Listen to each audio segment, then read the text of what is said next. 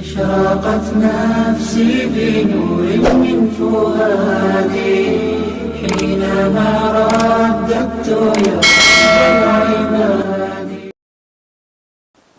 أعوذ بالله من الشيطان الرجيم. بسم الله الرحمن الرحيم. رب اجعلني مقيم الصلاة ومن ذريتي ربنا وتقبل دعاء. صدق اللہ العظیم.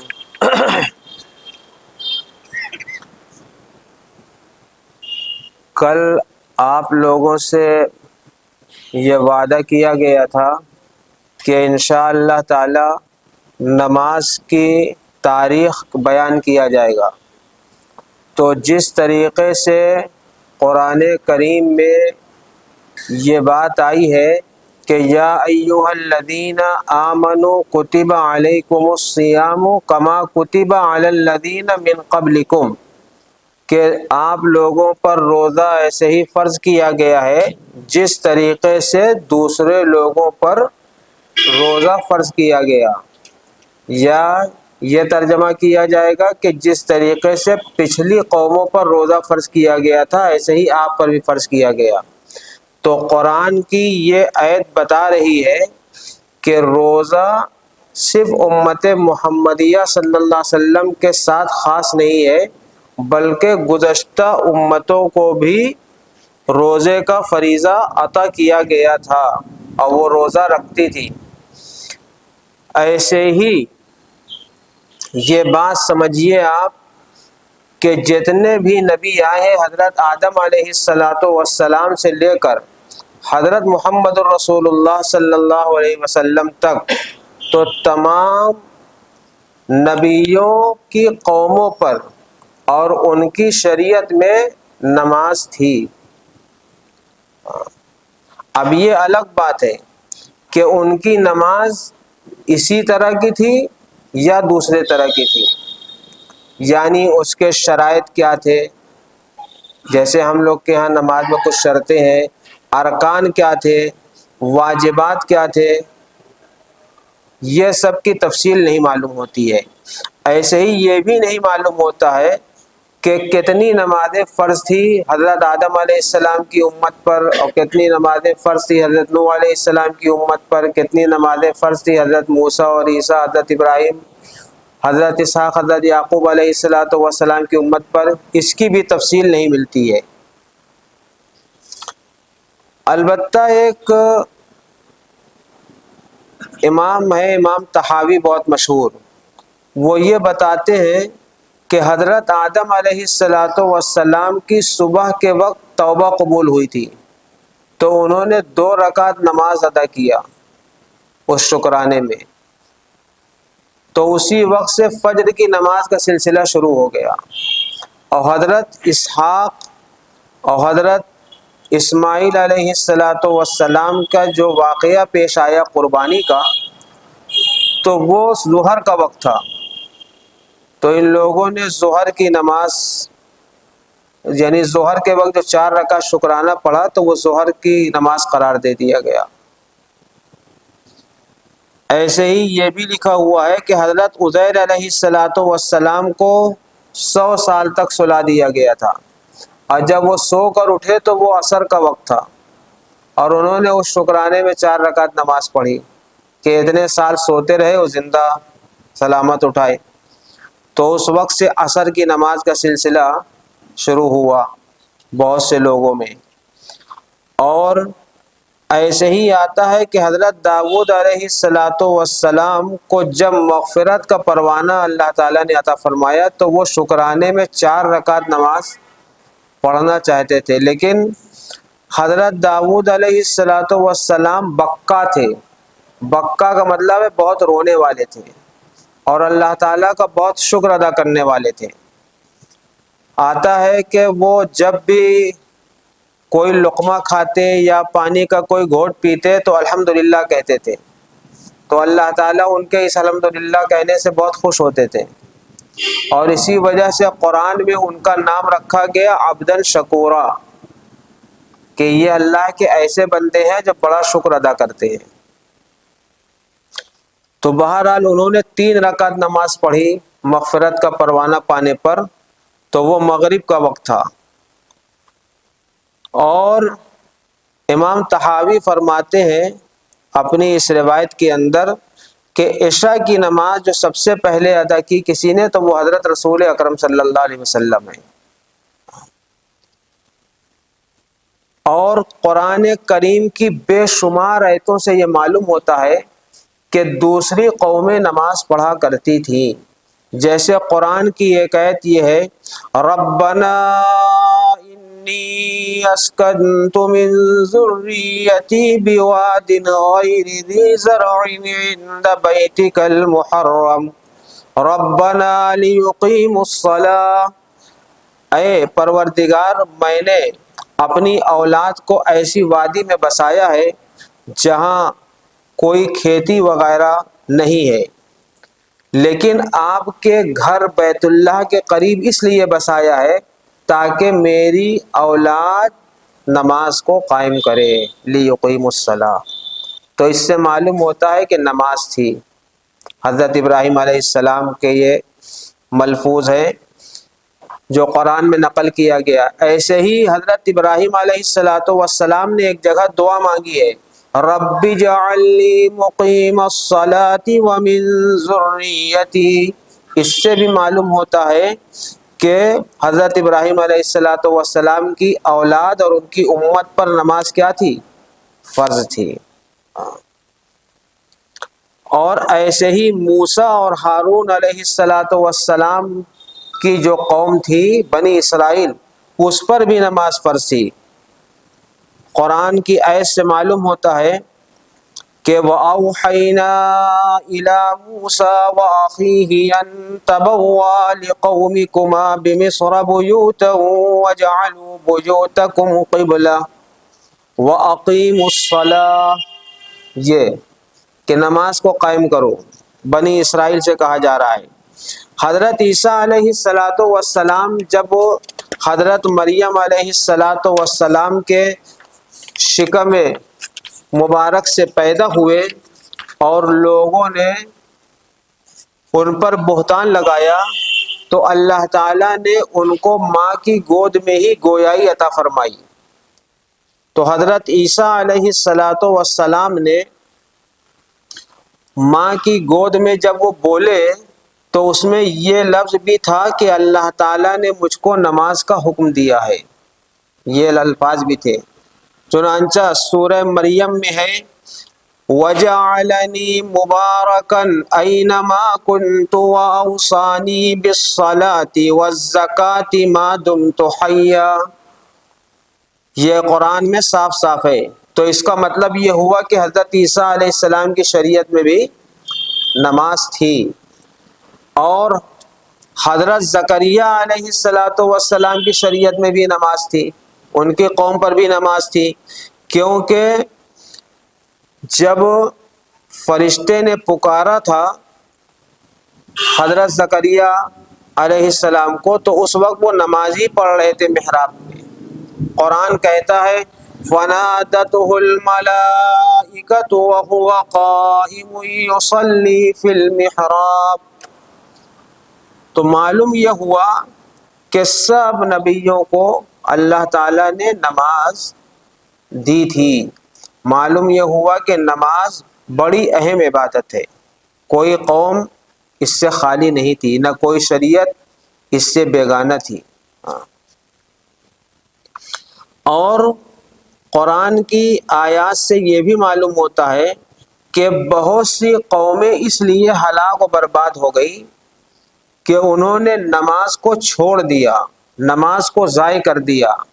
چنانچہ قرآن کریم میں ہے فَخَلَفَ مِن بَعْدِهِمْ خَلْفٌ أَضَاعُوا الصَّلَاةَ، کہ بہت سے لوگ ایسے ہیں جو بعد میں آئے اور انہوں نے نماز کو ضائع کر دیا، خواہشات میں پڑ گئے۔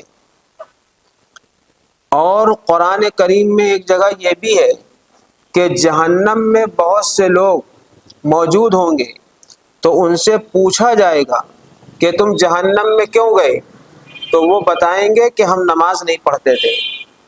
ما سلککم فی سقر قالوا لم نک من المصلین، تو وہ یہ کہیں گے کہ ہم نماز نہیں پڑھتے تھے۔ تو یہ تو تھی نماز کی تاریخ حضرت رسول اکرم صلی اللہ علیہ وسلم کی نبوت و رسالت کے آنے سے پہلے کی۔ اب ایک مدت اور رہ جاتی ہے، یہ جو 5 نمازیں فرض ہوئی ہیں، اس سے پہلے مسلمانوں پر کون سی نماز فرض تھی؟ حضرت محمد صلی اللہ علیہ وسلم پر اور آپ کے صحابہ پر کون سی نماز فرض تھی؟ تو اس کے بارے میں لکھا ہوا ہے، اکثر روایات میں ہے کہ 2 نمازیں فرض تھیں مسلمانوں پر۔ 5 نماز فرض ہونے سے پہلے 2 نمازیں فرض تھیں۔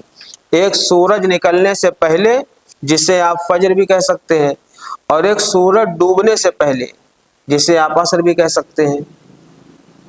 کتابوں میں یہی لکھا ہے کہ 2 نمازیں فرض تھیں، سورج نکلنے سے پہلے اور سورج ڈوبنے سے پہلے۔ اور بعض روایات سے یہ بھی معلوم ہوتا ہے کہ تہجد کی نماز بھی فرض تھی۔ تو 2 روایت ہے، ایک تو یہ ہو گئی سورج ڈوبنے سے پہلے اور نکلنے سے پہلے، اور دوسری روایت یہ ہے کہ تہجد کی نماز فرض تھی۔ اور تہجد کی نماز کے بارے میں 2 قول ہے۔ ایک قول یہ ہے کہ امت پر تو فرض نہیں تھی، آپ صلی اللہ علیہ وسلم پر تھی صرف، اور چاہے آپ صلی اللہ علیہ وسلم پر فرض ہو یا امت پر فرض ہو، لیکن اس پر سب کا اتفاق ہے کہ جب جو ہے 5 نمازیں فرض ہوئی تو اس کے بعد جو ہے یہ سب نمازیں منسوخ ہو گئی۔ خاص طور پر تہجد کی نماز جو تھی وہ منسوخ ہو گئی، یعنی وہ فرض نہیں رہ گئی، اب وہ قیامت تک کے لیے نفل ہے۔ اسی وجہ سے تو حضرت عمر رضی اللہ تعالی عنہ کو کسی کے بارے میں معلوم ہوا کہ وہ رات بھر جو ہے تہجد پڑھتا ہے اور فجر کی نماز میں نہیں رہتا، تو انہوں نے کہا کہ رات بھر نفل پڑھنے سے بہتر ہے کہ وہ صبح کی 2 رکعت نماز فجر ادا کر لیا کرے۔ ایسا کیوں کہا؟ اس لیے کہ رات بھر جو کچھ پڑھا جاتا ہے وہ نفل ہے، اور جو صبح 2 رکعت فجر کی نماز ہے وہ کیا ہے؟ فرض ہے۔ تو فرض کا ادا کرنا ضروری ہے، اگر فرض ادا نہیں کرے گا تو وہ قرض بن جائے گا، اور جو نفل نماز پڑھ رہا ہے وہ فرض نہیں ہے، اگر وہ کسی وجہ سے رہ بھی گئی تو قرض نہیں بنے گی۔ اب یہ واقعہ سمجھنے کی ضرورت ہے کہ 5 نمازیں ہم پر کیسے فرض ہوئیں۔ تو واقعہ یہ ہے کہ نبی اکرم صلی اللہ علیہ وسلم جب معراج کی رات میں تشریف لے گئے تو ہم نے بتایا تھا کہ 3 تحفے ملے تھے۔ ان 3 تحفوں میں ایک تحفہ نماز کا تھا، اور نماز کو معراج المومن بھی کہا جاتا ہے۔ کیوں کہا جاتا ہے؟ اس لیے کہ یہ مومنوں کو ملی ہے معراج کی رات میں، اس لیے کہا جاتا ہے الصلاۃ معراج المومن۔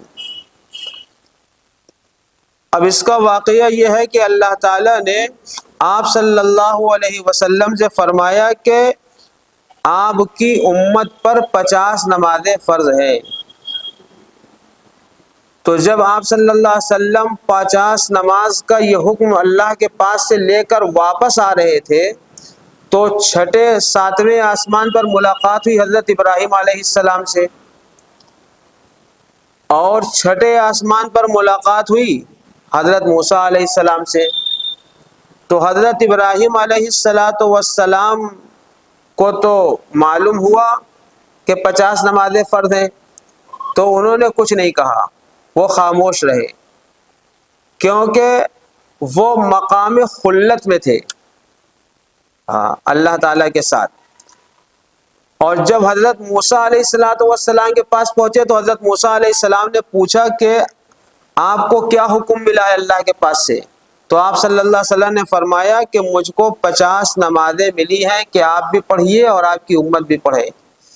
تو حضرت موسیٰ علیہ السلام نے کہا کہ اے محمد صلی اللہ علیہ وسلم، میں نے بہت آزمایا ہے اپنی قوم اور امت کو، اور مجھ کو بہت تجربہ ہے کہ یہ 50 نمازیں پڑھ نہیں پائے گی آپ کی امت، لہذا آپ اللہ کے پاس جائیے اور جا کر یہ فریاد کریے کہ اس میں سے کچھ کم کر دیا جائے۔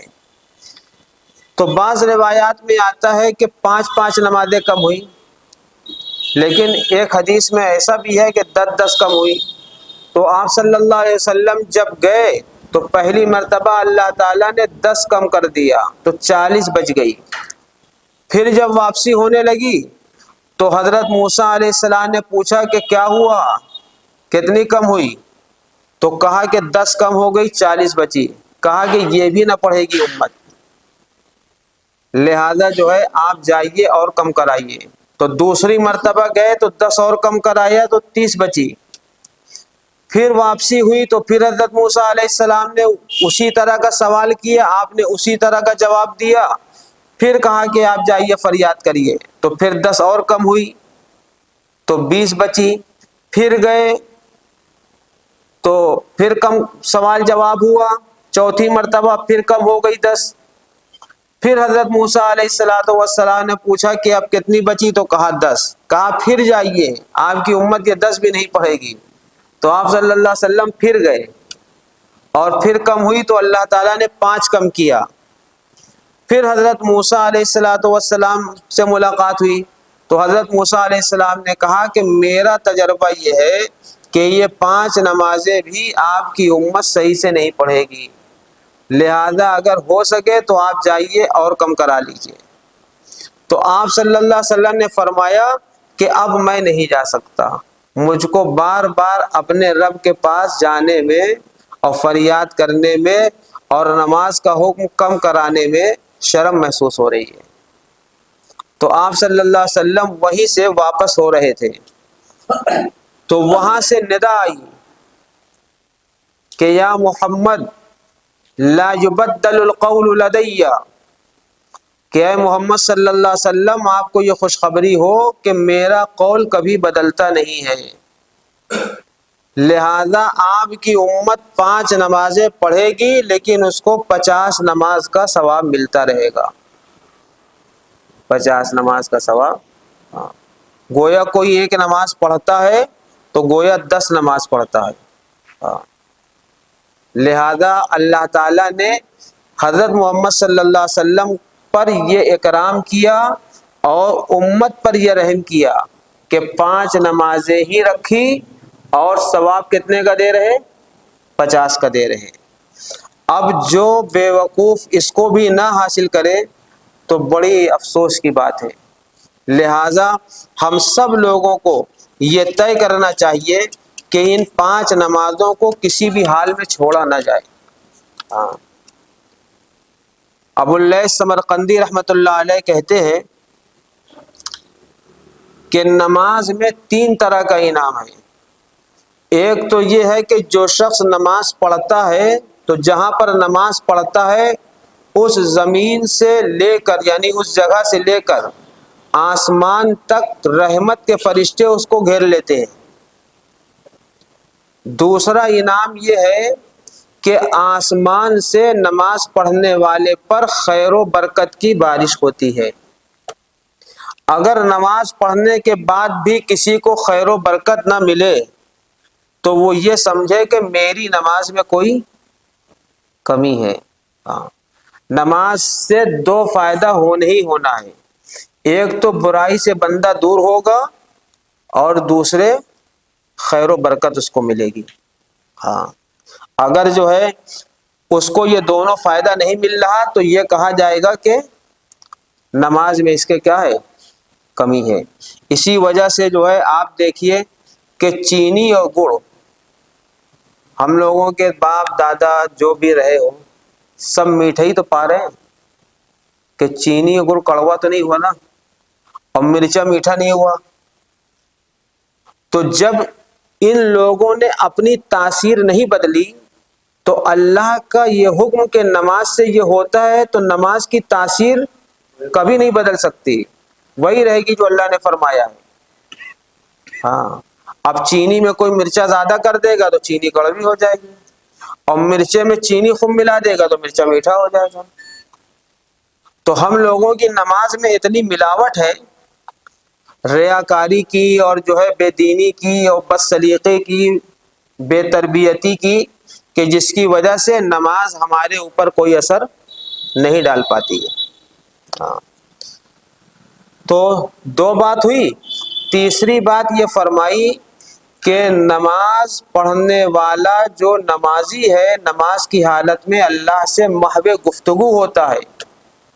ہاں، باقاعدہ ایک فرشتہ آواز لگا کر یہ کہتا ہے کہ اے نمازی، اگر تم کو یہ معلوم ہو جائے کہ تم کس سے بات کر رہے ہو یا تم سے کون بات کر رہا ہے تو تم اپنی نماز کو کبھی ختم نہ کرو۔ اسی وجہ سے صحابہ اور انبیاء اور اولیاء، جو سچے والے اولیاء ہیں، وہ سب جو ہے نماز پڑھتے اور ان کا دل ہی نہیں چاہتا کہ سلام پھیرے، ان کا دل ہی نہیں چاہتا کہ سلام پھیرے۔ کیسے کیسے واقعات لکھے ہیں کہ تیر پہ تیر چلا رہا ہے دشمن، لیکن وہ نماز کو قطع نہیں کر رہے ہیں۔ تو نماز جو ہے بڑی اہم عبادت ہے، اس نماز کو کسی حال میں نہیں چھوڑنا چاہیے۔ حضرت موسیٰ علیہ السلام کے پاس ایک عورت آئی۔ اس عورت نے کہا کہ اے موسیٰ، مجھ سے بہت بڑا گناہ ہو گیا ہے، میرے لیے آپ بخشش کی دعا کر دیں۔ موسیٰ علیہ السلام نے پوچھا کہ کیوں، جو ہے کون سا گناہ ہوا ہے؟ تو اس نے کہا کہ مجھ سے زنا ہو گیا، پھر اس زنا سے ایک بچہ پیدا ہوا اور اس بچے کو میں نے قتل کر دیا۔ موسیٰ علیہ السلام جلالی جو ہے نبی تھے، تو ان کو جلال آ گیا، کہنے لگے اے فاسقہ فاجرہ، یہاں سے تو نکل جا، کہیں مجھ پر یہ عذاب نہ آ جائے تیری نحوست سے۔ تو اللہ تعالیٰ کی طرف سے وحی آئی کہ میری ایک بندی جو تمہارے پاس توبہ کرتی ہوئی آئی تھی، تم نے اس کو کیوں بھگا دیا؟ تم نے اس کو کیوں بھگا دیا؟ میں نے اس کو بخش دیا۔ اس کی توبہ جس کی سچی ہوتی ہے اس کی بات ہی الگ ہوتی ہے۔ آج کل تو لوگ سچی توبہ نہیں کرتے، جیسے سچی قسم نہیں کھاتے ہیں، جھوٹی قسم کھاتے ہیں، سچی گواہی نہیں دیتے، جھوٹی گواہی دیتے ہیں، ایسے ہی جھوٹی توبہ بھی کرتے ہیں۔ سمجھے آپ؟ ہاں، توبہ کے لیے تو انسان ایسی توبہ کرے، ہاں، ماتھا رگڑنے سے ہوگا، ہاں، بزرگوں کے تھپڑ کھانے سے ہوگا۔ لہذا موسیٰ علیہ السلام سے اللہ تعالیٰ نے پوچھا کہ تم کو پتہ ہے اس سے بھی بڑا کوئی گناہ گار ہوتا ہے؟ تو موسیٰ علیہ السلام نے کہا نہیں، آپ بتائیے۔ تو اللہ تعالیٰ نے فرمایا کہ جو جان بوجھ کر نماز چھوڑتا ہے وہ اس سے بھی بڑا گناہ گار ہے، کہ زنا کرے یا اپنے بچے کو قتل کرے، اس سے بھی بڑا گناہ گار ہے۔ قرآن کریم میں جگہ جگہ ہے فویل للمصلین الذین هم عن صلاتهم ساہون، کہ ہلاکت ہے ان لوگوں کے لیے جو نماز میں کیا کرتے ہیں؟ سستی کرتے ہیں۔ ہاں، قرآن کریم میں ہے کہ نماز نہ پڑھنے والوں کا ٹھکانہ جہنم ہے۔ اس لیے جو ہے نماز کا اہتمام کرنا چاہیے، اور یہ موقع رمضان کا بہت اچھا ہے، پیغام رمضان ہے کہ جو شخص ایک فرض رمضان میں ادا کرے گا تو اللہ تعالیٰ اس کو 70 فرض ادا کرنے کے برابر ثواب عطا فرمائیں گے، اور جو اس مہینے میں نفل نماز ادا کرتا ہے اس کو فرض نماز کے برابر ثواب ملے گا۔ یہ اللہ تعالیٰ کا اس مہینے میں امت محمدیہ صلی اللہ علیہ وسلم پر انعام ہے، لہذا ہمیں اور آپ کو اس کی قدردانی کرنا چاہیے۔ اللہ تعالیٰ ہم سب کو نمازی بنا دے۔ أشرقت نفسي بنور من فؤادي